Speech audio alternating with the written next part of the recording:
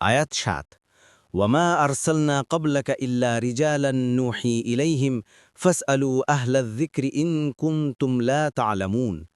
অনুবাদ, আর আপনার আগে আমরা ওহীসহ পুরুষদেরকেই পাঠিয়েছিলাম, সুতরাং যদি তোমরা না জানো তবে জ্ঞানীদেরকে জিজ্ঞেস করো। তাফসির ১ নং ফুটনোটের বিবরণ। এটি হচ্ছে, এ ব্যক্তি তো তোমাদের মতোই একজন মানুষ। তাদের এ উক্তির জবাব। তারা রসুলুল্লাহ সাল্লাল্লাহু আলাইহি সাল্লামের মানবিক সত্তাকে তার নবী না হওয়ার বিরুদ্ধে যুক্তি হিসেবে পেশ করত। জবাব দেয়া হয়েছে যে পূর্বযুগের যেসব লোককে আল্লাহর পক্ষ থেকে পাঠানো হয়েছিল বলে তোমরা মানো, তারা সবাইও মানুষ ছিলেন এবং মানুষ থাকা অবস্থায় তারা আল্লাহর ওহী লাভ করেছিলেন। যেমন অন্য আয়াতে বলেছেন, আর আমরা আপনার আগেও জনপদবাসীদের মধ্য থেকে পুরুষদেরকেই পাঠিয়েছিলাম, যাদের কাছে ওহী পাঠাতাম।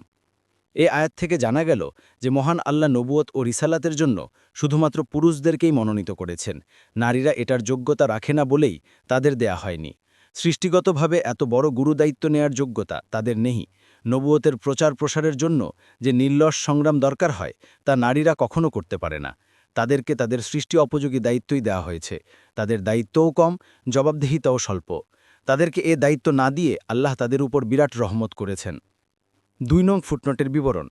এখানে আহলা জিক্রি বা জ্ঞানীদের বলে তাওরাত ও ইঞ্জিলের যেসব আলেম রসুলুল্লাহ সাল্লাল্লাহু আলাইহি সাল্লামের প্রতি বিশ্বাস স্থাপন করেছিল, তাদেরকে বোঝানো হয়েছে।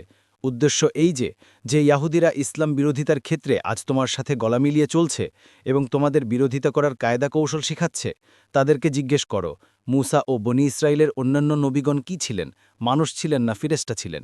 কেননা তারা সবাই জানে যে পূর্ববর্তী সকল নবী মানুষই ছিলেন। এটা তো মূলত তাদের জন্য রহমত স্বরূপ, কারণ তাদের মধ্য থেকে পাঠানোর কারণেই তিনি তাদের কাছে বাণী পৌঁছাতে সক্ষম হয়েছিলেন, আর মানুষ ও নবীদের থেকে বাণী হুকুমাহকাম গ্রহণ করতে পেরেছেন। এ আয়াত থেকে জানা গেল যে শরীয়তের বিধিবিধান জানে না এরব মূর্খ ব্যক্তিদের উপর আলেমদের অনুসরণ করা ওয়াজিব। তারা আলেমদের কাছে জিজ্ঞেস করে তদনুযায়ী আমল করবে। সাদি।